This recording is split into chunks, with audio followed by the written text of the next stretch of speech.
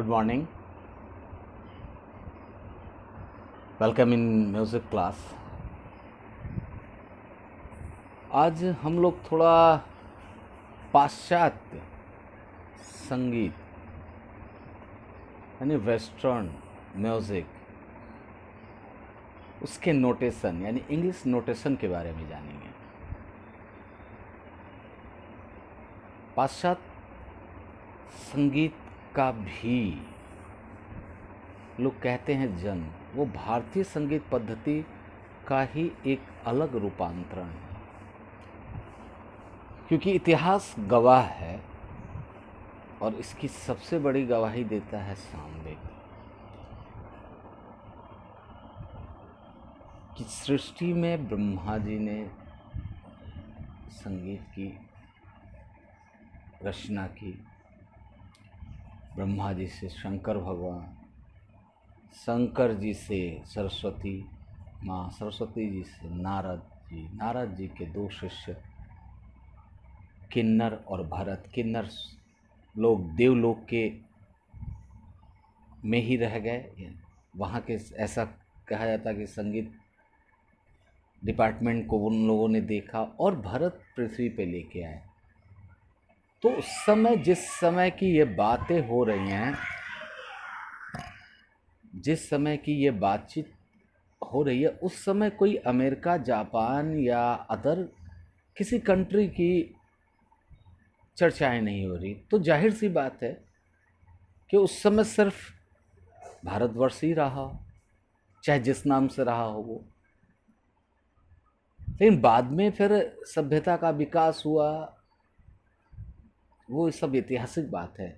हाँ, संगीत की बात, तो संगीत में एक चीज़ समझ में आया कि जो भी संगीत है, चाहे वो भारतीय संगीत पद्धति हो या पाश्चात्य संगीत पद्धति हो, जन्मदाता भारत ही है।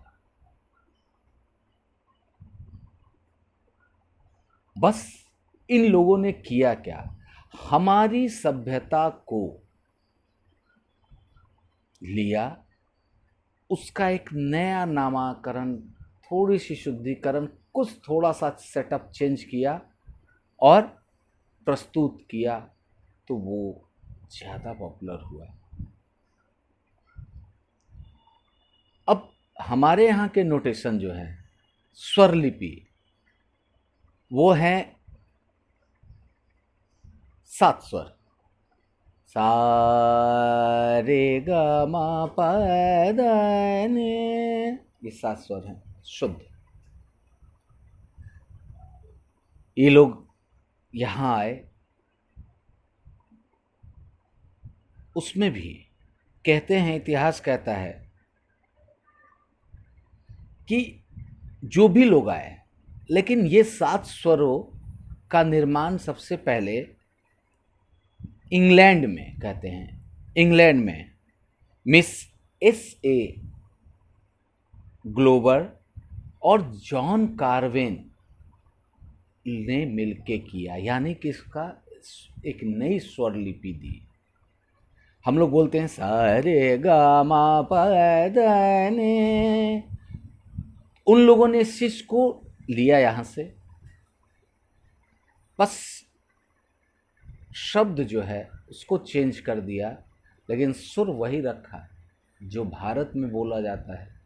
गले से जो सुर निकलता, खाली शब्द, उन लोगों ने क्या किया, शब्दों को चेंज किया और वो शब्द दिया डो रे मी फा सोल ला सी, सेम चीज। और इतना पॉपुलर हुआ ये कि किसी भी देश में, भारत को छोड़कर एशियाई देशों को, जहाँ हिंदी भाषा भाषी के लोग रहते हैं, अगर उनको छोड़ दिया जाए तो जापान की अपनी मातृभाषा है, चीन की अपनी मातृभाषा है, रसिया की अपनी मातृभाषा है, मतलब इंग्लिश बोलने वाले देश नहीं हैं ये सब। उसके बावजूद अगर इनको संगीत सीखना है तो संगीत में इनको डोरे मी फा सो ला सी ही सीखना है, वो चाहे जापानीज हो, चाइनीज हो, रसियन हो, या जो इंग्लिश भाषा भाषी या हिंदी भाषा भाषी देश ना हो, सीखना उनको यही है। और आज भारत में भी इसका पदार्पण हुआ। जैसे और चीज़ों की हमारी नकल की, थोड़ा सा मैं इसका एक मिसाल देना चाहूँगा कि हमारी ही नकल को हमारे सामने प्रस्तुत किया तो नाम दे दिया पिज़्ज़ा। ऐसा ही कुछ करके संगीत का भी नाम दिया वेस्टर्न म्यूज़िक। लिखने का स्टाइल भी थोड़ा चेंज किया और ये ज़्यादा पॉपुलर हुआ। और आप जान लीजिए कि विश्व में 4 स्वरलिपि पद्धति प्रचलित है और इन्हीं 4 स्वरलिपि पद्धति पर विश्व के संगीत स्थापित है। और इनका नाम है चारों स्वरलिपि पद्धति का, जरूर ध्यान दीजिएगा। सोल्फा स्वरलिपि पद्धति, दूसरा न्यूम स्वरलिपि पद्धति, तीसरा चियू स्वरलिपि पद्धति और चौथा स्टाफ नोटेशन।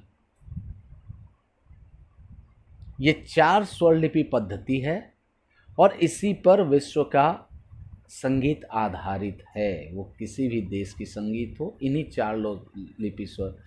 4 स्वरलिपि पद्धति पर स्थापित है।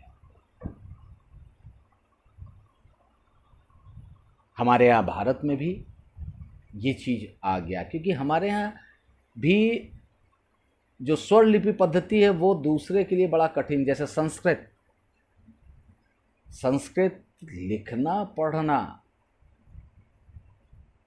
अगर ढंग से किया जाए तो इससे प्यारा और इससे ज़्यादा सम्मानजनक कुछ नहीं है, कोई सब्जेक्ट नहीं है। लेकिन क्या होता है कि इसको गौण कर दिया गया, इंग्लिश को ले आया गया, क्योंकि वो ज़्यादा सरल हुआ। वैसे ही संगीत में भी इंग्लिश नोटेशन को ले आया गया। तो ये है। और अब इन नोटेशन के बारे में मैं बात करूँगा तो थोड़ा थोड़ा करके, क्योंकि डायरेक्ट अगर बहुत ज़्यादा समझाऊंगा तो अभी समझ नहीं पाएंगे। इंग्लिश नोटेशन थोड़ा ये है, थोड़ा सा टेढ़ा है समझने में। सिर्फ इतना ही जानना है कि कोई भी नोटेशन हो, भारत की सभ्यता का कोई भी चीज़ हो, भारत से ही उसकी नकल हुई है और उन लोगों ने अपने भाषा में उस नकल को रखा और चेंज करके वापस भारत को ही दिया या कहीं भी दिया, लेकिन दिया है। तो अगली बार हम लोग मिलेंगे तो सोल्फा नोटेशन पर बात करेंगे। तब तक के लिए धन्यवाद। आज ये शुरुआत हुआ वेस्टर्न म्यूजिक का। धन्यवाद।